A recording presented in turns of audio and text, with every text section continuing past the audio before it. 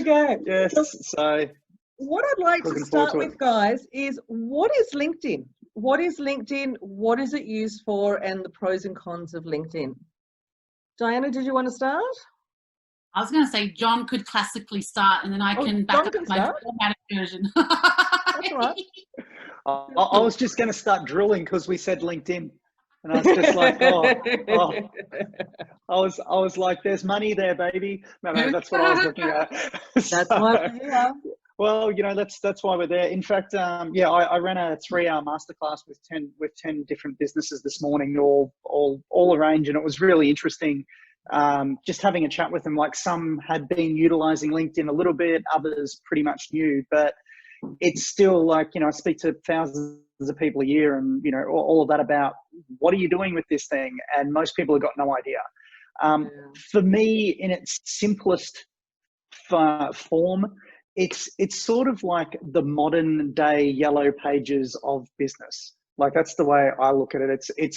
Or another analogy would be, it's a face-to-face networking event online. You know, it's just everyone is there. Speak to them.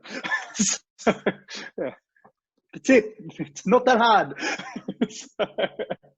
I guess it's just in regards to how we all use it, and we all use it quite differently as well. Mm-hmm. So making sure to look at the right way to be able to use it too. Diana, what are the pros of LinkedIn for you? Oh my goodness, LinkedIn has made me a global citizen. It's taken me off Facebook, taken me off Instagram, where my followers or my community have just been my geography. So it would be in Australia or Melbourne. But the algorithm for LinkedIn has made it global. When you jump on the news feed, it doesn't connect you. It doesn't show your first connections. It shows you up to your third connections. And that's when you know that when you're on a news feed and your work is seen on a news feed, you know that your visibility is reaching a greater audience. So that's been my biggest pro. And as a artist, and I said with the launch off, like, you want your content to be seen at its fullest capacity. So I've been very, very lucky in that. By dancing, really. That's eye-catching enough. Yeah. Being a bit different. Yes.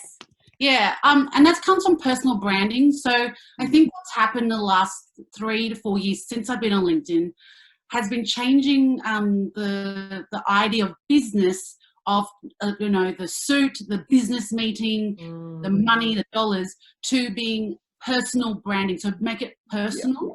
So if I had to use an example, like Gary V goes very personal. He swears, he interacts as if we're his best friends.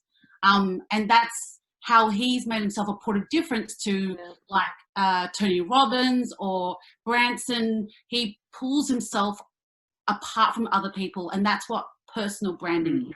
How do you pull yourself apart? So when I do dancing, I automatically have a different niche audience that watch me. And it's not everyone's cup of tea. Like, I totally know that. But because I've doubled down, I've been able to curate an audience that love dancing and love joy. So that's been my audience on LinkedIn. I think that's so important, hey, because like I wanted to pick up on what you said. It's not for everybody, and that's okay. Why do you say it's not for everybody? Well, what your personal brand is, what you want to portray for you on your profile, might not gel with everybody, but that's perfectly fine. You only want it to gel with the right people that want to follow and like and do what you want to do. Like, there's 650 plus million people on the platform.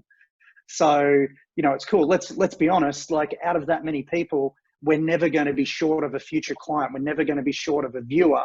It's finding that groove. And that's what I love about what you did, Diana. It's like, hey, this is me. It's humanizing that platform for you.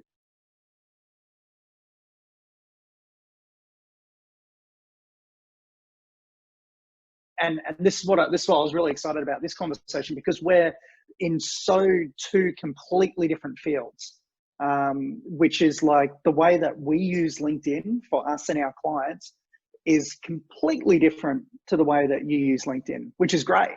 Like there's so many cool learnings that we can get from one another and all of that, and ideas to go, oh, maybe you should try this, Mr. Client, you know. So yeah, I love it. Too true. I think the way I've gone in has been grassroots.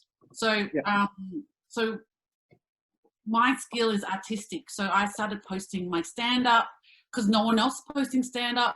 Yeah. I was posting my web series because no one was posting their web series. So my profile page ended up being like an art gallery. So when it popped on people's newsfeed, it was a break from the business. Mm-hmm. It's like when we go to the National Gallery of Victoria or you go to a museum, we need the arts for a break. And we're seeing in this pandemic right now that we go to the arts to breathe. We go to the arts to get through this. So what I'm doing on LinkedIn is I'm just providing a space for you to stop business just for 1 second. Yeah. I love, there is such a big opportunity there.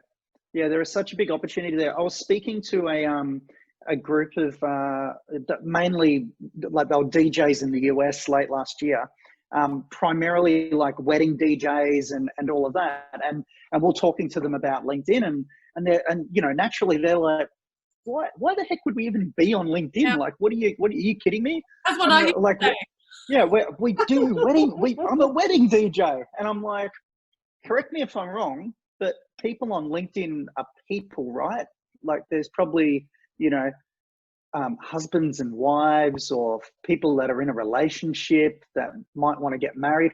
Or what if they're a business and they want to hire a DJ for a function that they have coming on? Like, do they do these things for called Christmas parties or anything like that? And it sounds, and I know I'm being a bit silly around it, but No, a lot of these people are going, oh my God, we've never even thought of that. Yeah, you're not being silly. It's good for people to actually think outside the square and to realize there are so many other ways to use LinkedIn for their lead generation that they hadn't even thought of. So no, it's good.